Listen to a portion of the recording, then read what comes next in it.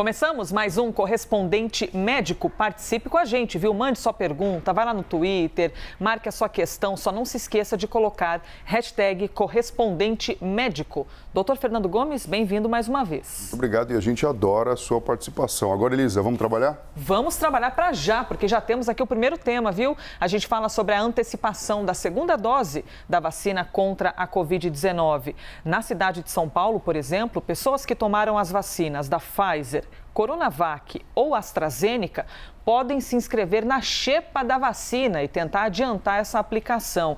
A xepa funciona da seguinte maneira, não é em todo lugar do Brasil que tem, mas quando chega o fim do dia, às vezes sobram algumas doses dos imunizantes. E para essas doses não serem jogadas fora, elas são aplicadas em quem tiver feito essa inscrição.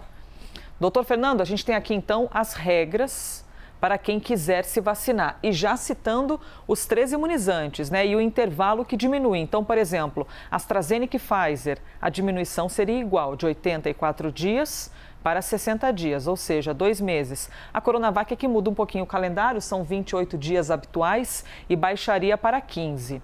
Primeira pergunta, pode chegar e mudar, adianta, posterga, sim, isso está dentro de um ambiente seguro? Elisa, tudo isso aqui está previsto na bula de cada uma das vacinas.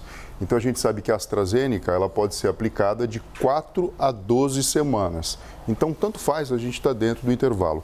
A da Pfizer, a segunda dose deve ser feita pelo menos aí com 3 semanas. Então, de qualquer forma, você está trazendo ela para dentro do padrão que seria considerado normal. A Coronavac, mesma coisa. O que é previsto na bula é da sua utilização de 2 semanas a 4 semanas. Com 15 dias, na verdade, a gente está totalmente dentro do que está prescrito e dentro do que é seguro. Doutor, dúvida que eu tenho lido por aí de vez em... Sim. Agora, uma coisa importante que todo mundo precisa saber. Sim. A gente não quer jogar vacina fora. Então, na verdade, essa alternativa de existir a xepa, de existir a inscrição, é justamente para que não exista desperdício, uma vez que o benefício biológico é exatamente o mesmo. E a gente tem toda uma questão de armazenamento e uma logística que envolve todo esse processo. Então, na verdade, a gente tem que pensar no coletivo como um todo, e isso é algo que acaba sendo empático e inteligente, Elisa. Perdão, gente. Não, imagina, quando vier essa vontade de falar, por favor, doutor Fernando, fale tudo que vier aí no seu coração, é importante pra gente sempre. Tem gente que diz assim, acho que é melhor eu tomar Coronavac, porque eu vou ficar mais rapidamente imunizado. São só 15 dias, o intervalo da primeira para a segunda dose, eu vou estar mais protegido do que tomar as outras que demoram mais. Essa linha de raciocínio é correta, doutor? Não, essa linha de raciocínio não é correta. Cada imunizante, cada vacina foi desenvolvida de uma determinada maneira e os testes foram feitos de forma bastante parecidas, com intervalos às vezes um pouquinho maior, um pouquinho menor. Todo o processo de imunização e de estímulo do sistema imunológico, ele vai acontecer semanas, dias, semanas, meses depois que você faz a aplicação. Então, na verdade, independente do imunizante, da estratégia que ele utiliza como forma de sensibilizar o seu corpo, você vai ter o resultado acontecendo da mesma maneira, Elisa. Então, essa linha de pensamento, vou pegar essa aqui porque é mais curtinha, não. Agora, você pode pensar o seguinte, vou pegar essa aqui que é mais curtinha porque rapidamente já fiz a minha tarefa, como, por exemplo, a gente sabe da vacina da Janssen, que é uma dose só. Informação, então, da Prefeitura de São Paulo, regras que valem para a cidade de São Paulo. Próximo assunto, câncer no cérebro. Duda Mendonça, marqueteiro importante do cenário político aqui do país, responsável por campanhas como a que levou Lula à presidência em 2003, morreu por causa de um tumor no cérebro. Mendonça esteve envolvido na Operação Lava Jato, também foi réu no processo do Mensalão, em que foi inocentado anos depois. O publicitário tinha 77 anos e se tratava desse câncer no cérebro no Hospital Sírio-Libanês, em São Paulo. Doutor Fernando Gomes, aproveitando então essa notícia que chegou de Duda Mendonça, uma tristeza evidentemente, né, a morte, ainda mais por causa de um câncer no cérebro, como exatamente identificar um câncer no cérebro? Onde exatamente aparece alguma informação que determina que há um tumor? Bom, Elisa, alguns sintomas são clássicos e podem surgir como suspeita diagnóstica e, obviamente, com avaliação clínica, exame neurológico e com exames de imagem, a que eu me refiro a tomografia e ressonância magnética de encéfalo, você pode fazer o diagnóstico. Agora, é lógico, se existe aumento da pressão intracraniana, você vai apresentar dores de cabeça, náuseas, vômitos, convulsões podem acontecer, dependendo da localização do próprio tumor, confusão mental, perda de equilíbrio e outros sintomas relacionados ao local onde o tumor acaba se assestando. O que nós sabemos é que existem tumores considerados primários, que são do cérebro propriamente dito, por exemplo, um glioma, um glioblastoma multiforme, e tumores que são secundários, que aqui eu me refiro às metástases cerebrais, que são tumores que surgem, mas oriundos, na verdade, de outro sítio do corpo e, na verdade, ele se acessa naquela região. Independente da sua etiologia e da sua causa, o tratamento acaba sendo sempre seguindo uma determinada regra. Você precisa fazer uma biópsia, uma incisão cirúrgica, e então você tem a quimio e a radioterapia como formas de tratar também esse paciente. Doutor, como o primeiro sintoma que está aparecendo aqui no telão para a gente é dor de cabeça, e para quem está assistindo não ficar pensando, minha nossa, tenho dor de cabeça toda semana, será que eu estou com um tumor no cérebro e tal? Como diferenciar isso para as pessoas também não ficarem apavoradas achando que qualquer dor de cabeça pode ser de fato um tumor? É lógico, né? A dor de cabeça é um sintoma extremamente comum em medicina, né, que acaba representando uma resposta natural do corpo a qualquer situação adversa. Uma preocupação pode causar dor de cabeça, porque a gente tem aqui o exemplo da cefaleia tensional. Mas, via de regra, a dor de cabeça provocada pelo tumor cerebral é causada pelo aumento da pressão intracraniana. Então, é uma dor de cabeça forte, constante, que acompanha-se de alteração visual, muitas vezes turvação visual, náuseas e vômitos. E muitas vezes ela não vai melhorar com qualquer analgésico ou com simplesmente repousar ou mudança de hábito. E realmente, Elisa, o diagnóstico acaba sendo respaldado nos exames de imagem, tomografia e ressonância de encéfalo. Doutor, o senhor é um neurocirurgião, então está habituado a fazer essas intervenções cirúrgicas nas cabeças, né, dos seres humanos. É comum haver uma cirurgia por causa de um tumor no cérebro? É comum aparecer esse tipo de problema? Bom, dentro da nossa especialidade, nós recebemos pacientes com os mais diversos tipos de sintomas e diagnósticos. E dentro da própria neurocirurgia, a gente tem esse ramo que é a oncologia, né, que trata os tumores que acontecem dentro do crânio e também nos envoltórios. Então, nós temos aí tanto os tumores primários, como eu falei, que acabam sendo um grande desafio no tratamento, como os tumores oriundos de metástases de outros cânceres.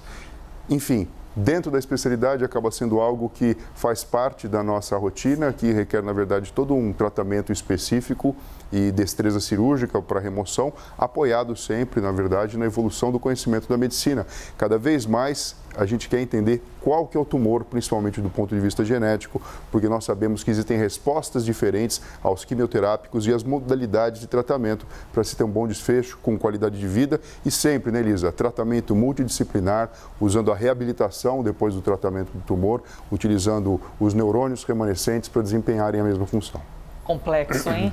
Ainda bem que existem os médicos nas nossas vidas para que a gente possa se sentir mais seguro, compreender que a gente sempre tem a assistência de vocês. Doutor Fernando Gomes, aqui a gente fala que a participação de quem está em casa ou no trabalho, onde quer que você esteja mandando a sua pergunta, pode mudar até o roteiro do nosso quadro, viu? Nós falamos sobre infarto aqui em um episódio passado.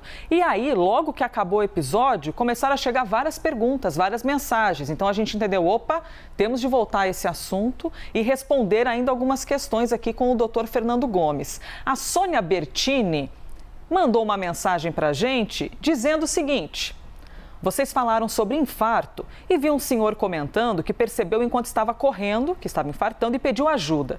Gostaria que vocês respondessem como percebemos que estamos infartando. Ela falou assim, puxa vida, vocês falaram tudo, mas não explicaram como é que a gente percebe que está infartando? Doutor Fernando Gomes, por favor, nos explique. Existem alguns sintomas que são clássicos, mas a gente não pode deixar de mencionar que também existe um infarto silencioso, principalmente em pacientes que têm diabetes ou algumas outras situações clínicas que eu vou falar mais para frente. Sintomas clássicos: dor no peito, geralmente uma dor realmente muito forte. Muitas pessoas falam que parece uma pisada de elefante. Essa dor pode ser não simplesmente no peito, mas também ir para a região do braço, do pescoço, das costas e até mesmo a mandíbula. Sensação de náusea e indigestão, um mal-estar relacionado ao aparelho digestivo, tontura, falta de ar, algumas pessoas sentem palpitação e realmente extremidades frias e elas se sentem que não estão bem, que alguma coisa muito diferente está acontecendo, Elisa. Então, é um sintoma diferente do habitual. Porque, por exemplo, uma pessoa que está com ansiedade, que está agitada, às vezes pode sentir dor no peito, uma eventual tontura, até a falta de ar. Mas são características muito fortes quando a gente fala de infarto, doutor? É muito bem colocado. até a sensação de ansiedade, por isso que até a síndrome do pânico acaba entrando como diagnóstico diferencial, acontece nessa situação. Conforme os sintomas são mais diferentes, geralmente isso acomete mais o gênero feminino, mas assim, existe uma sensação ruim de que alguma coisa não boa está, na verdade, ocorrendo naquele momento. Mas, via de regra, o clássico, né, é essa questão do desconforto no peito com migração da dor para o braço. Os outros sintomas também são importantes, como também sudorese, como também extremidades frias. Então, a gente sabe que existe todo um quadro complexo, porque existe uma resposta da isquemia que está acontecendo no coração. Porque o infarto nada mais é do que um entupimento de um vaso que deixa de levar sangue oxigenado e com glicose para o músculo cardíaco. E a resposta da sensação disso aqui vai depender da magnitude do infarto. Por exemplo, se ele pega uma região que acomete fibras que são responsáveis pela transmissão elétrica e a cadência do coração, você pode ter uma arritmia. Então, palpitação, a sensação. Se pega uma outra área que, na verdade, diminui a força da bomba, você pode ter uma outra sensação, então. Mas a percepção dolorosa e o desconforto acaba sendo algo que faz muito mal para as pessoas e também pode ter o diagnóstico diferencial. Como, por exemplo, o paciente que tem uma indigestão, muitas vezes ele pode ter uma percepção que ele está passando muito mal e não seu infarto. Entretanto, ninguém quer, na verdade, pagar para ver. Por falar em indigestão, doutor, a gente vai ter de causar uma indigestão em quem fuma, em quem tem o colesterol alto, agora indigestão no seu café da manhã, porque você tem que saber o seguinte, viu? São fatores de risco para infartar. Doutor Fernando, esses dois grupos, então, tem de ficar atentos. Tem de ficar atento. Tabagista, pessoas que estão com colesterol alto, diabéticos, pressão alta descontrolada, sedentários. Então, assim, existe toda uma questão relacionada, obviamente, à nossa genética, mas também ao nosso comportamento e hábitos que são adquiridos no decorrer da vida, que nos colocam em situação de risco. Então, por isso que é tão importante você fazer consultas periódicas ao seu médico e estar aí predisposto a fazer ajustes ao seu comportamento e estilo de vida. Assim como, por exemplo, quem é sedentário, passar a realizar atividade física, obviamente depois de uma avaliação médica, 150 minutos por semana, se for um pouquinho mais intenso, 120 minutos por semana, e trazer, na verdade, todos esses fatores de risco para um número bem baixinho para que você possa proteger a saúde do seu coração. Doutor, estou vendo uma pessoa infartar. Identifiquei que a pessoa está infartando. O que eu preciso fazer? Imediatamente chamar um serviço de emergência. Obviamente, se ela estiver deitada no solo, se ela estiver passando mal com náuseas e vômitos, posicionar ela com a cabeça lateralizada.